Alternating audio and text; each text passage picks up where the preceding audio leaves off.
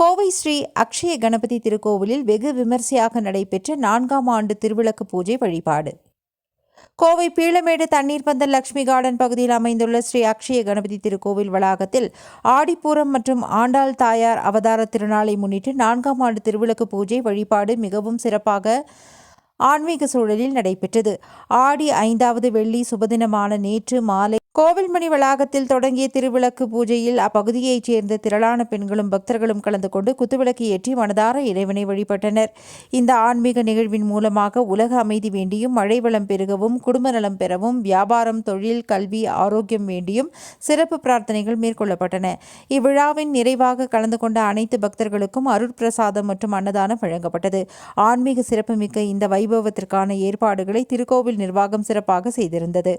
திருவிளக்கு பூஜையில் இறையருள் பெற்ற பக்தர்கள் அனைவரும் திருக்கோவில் நிர்வாகத்திற்கு தங்களது மனமார்ந்த நன்றிகளையும் வாழ்த்துக்களையும் தெரிவித்தனர்.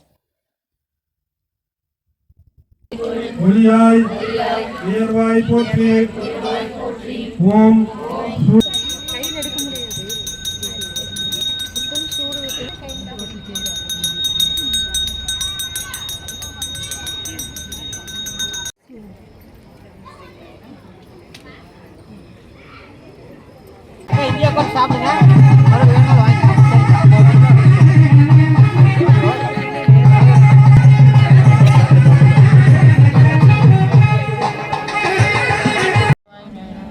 ஓம் சங்காரநாயக்யாய நமः.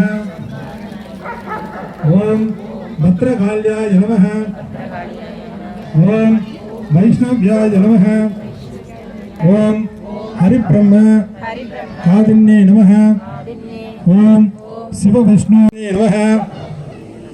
ஓம் சர்வபாப தமன்னே நமः. ஓம் மனோன்மன்னே நமः. ஓம் மகாதேவி நமः. ஓம் தனலட்சுமி நமः. ஓம் தானியலட்சுமி நமः. ஓம் சந்தானலட்சுமி நமः. ஓம் சௌபாகியலட்சுமி நமः. பக்தகோடிகளுக்கும் எங்களது வழிபாட்டு குழுவின் சார்பாக நன்றியையும் வணக்கத்தையும் தெரிவித்துக் கொள்கிறோம். இந்த வழிபாடானது லட்சுமி கார்டன் பொதுமக்களுடைய ஆசீர்வாதத்தால் நடைபெற்றுக் கொண்டிருக்கிறது.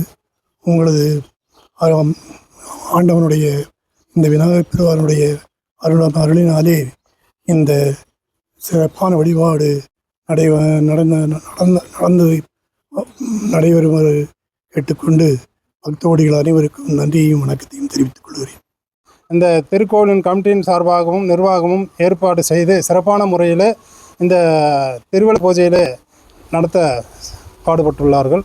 அவர்களுக்கெல்லாம் அந்த பகவான் மனமார்ந்த அருளை வேண்டும்.